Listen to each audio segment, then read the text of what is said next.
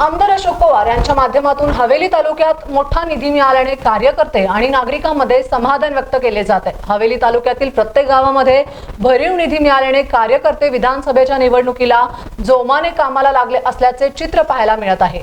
लोणी काळभोर, कदमवाक वस्ती, कुंजीरवाडी, उरळी कांचन परिसरामध्ये आमदार अशोक पवार यांच्या हस्ते तसेच ज्येष्ठ नेते माधव काळभोर यांच्या उपस्थितीमध्ये अनेक विकास कामांचे भूमिपूजन करण्यात आले। यावेळी प्रत्येक गावातील सरपंच, उपसरपंच, पदाधिकारी तसेच कार्यकर्ते मोठ्या संख्येने उपस्थित होते। महिलांचाही मोठ्या प्रमाणात सहभाग होता।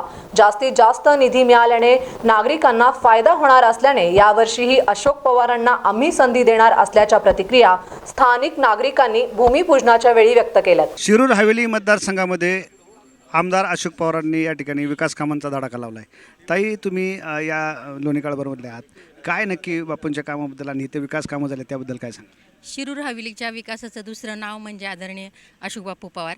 कार्यकर्त्यांना जीवापाड जपणारा लोकनेता म्हणजे आदरणीय अशोक बापू पवार।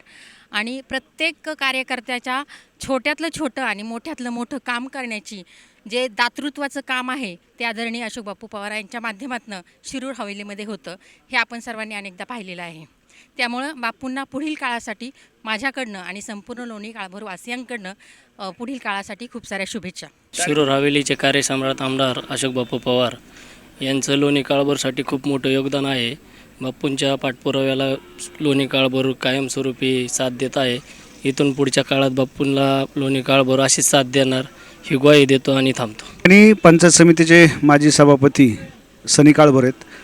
हवेलीमध्ये विकास कामांचा धडाका लावला, लोणी काळभोरमध्ये आमदारांच्या माध्यमातून भरपूर निधी आपण आणला आहे, काय सांगाल? निवडणूक आता अटीतटीची होण्याची शक्यता आहे, काय परिणाम होईल निवडणूक किती जरी अटीतटीची या ठिकाणी तुम्ही सोशल मीडियावाल्यांनी जरी दाखवली तरी प्रत्यक्षात जर आपण सर्वसामान्य माणसांची जर मतं घेतली तर बापूंसाठी ही निवडणूक अजिबात अटीतटीची नाही, मी पहिल्यांदा तुम्हाला त्या ठिकाणी सांगतो।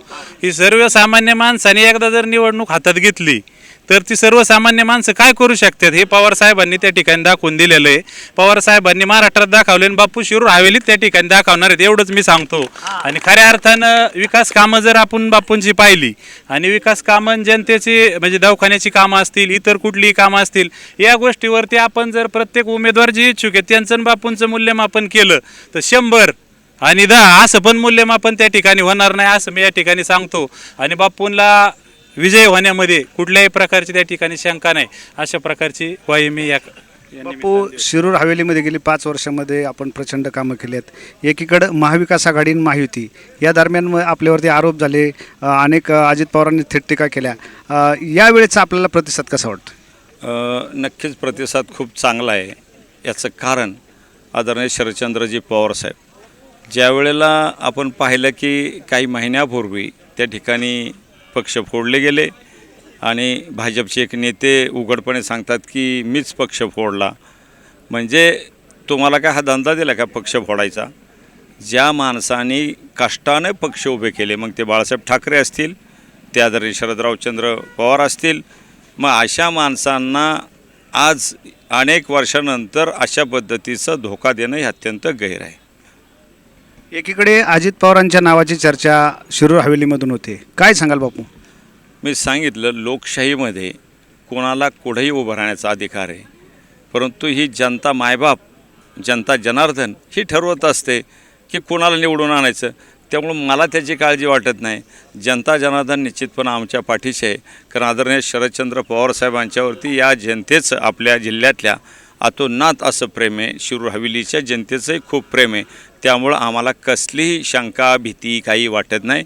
शरदराव पवार साहेब जो उमेदवार देतील त्याला ही जनता निवडून आणेल। तर हे होते ठिकाणी शिरूर हवेलीच्या कार्यसम्राट आमदार अशोक बापू पवार यांच्या निधीतून लोणी काळभोरमध्ये विविध कामांचा उद्घाटनाचा धडाका या ठिकाणी चालू आहे। इथून मागच्या काळामध्ये जरी आपण पाहिलं असेल तर सुरुवातीला आमच्या रामदारा रोडची परिस्थिती होती।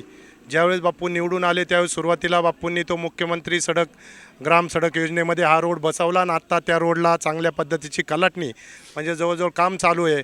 इथून मागच्या ज्या समस्या असेल त्या आम्ही बाप्पूंपाशी मांडलेल्या आहेत आणि आमच्या लोणी काळभोर वासियांच्या समस्या इथून मागं बाप्पूंनी खूप काही सोडवल्या आहेत आणि आमचे लोणी काळभोरचे रहिवासी कायम अशोक बाप्पू पवार यांच्याबरोबर राहतील आणि चांगल्या मताधिक्याने त्यांना निवडून द्यायची अशी आम्हाला सर्वांना चांगली आनंदाची बातमी आज सगळ्यांच्या चर्चेमधून दिसून येते. तुमच्या लोणी काळभोरमध्ये काय सांगाल बापूंच्याबद्दल? बापूंचं काम तर सगळेच पाहतात आहे आणि जसं आत्ता पाठीमागच्या निवडणुकीत सगळ्यांनी बापूंना कोल्हे साहेबांना साथ दिली तसं आत्ता सगळ्यांनी बापूंना साथ देऊन नाही का ही निवडणूक सक्सेस करून दाखवायची आहे. आणि आता कोणी काही म्हणतंय की हे करतील ते करतील, कोणी काही करत नाही आहे. पण जसं बापू आपल्यासाठी करतात ना सगळ्यांसाठी, ते सगळ्यांनी पाहिलेलं आहे. छोट्या छोट्या गोष्टींसाठी ते मनापासून प्रयत्न करतात सगळ्यांसाठी. त्याच्यामुळं आम्हाला त्यांचा खूप अभिमान आहे आणि सगळ्यांनी त्यांना ह्याच्यामध्ये व्यवस्थित नाही का साथ देऊन हे करायचं आहे. आता राजेंद्र शिंदे, स्टार महाराष्ट्र न्यूज, पुणे.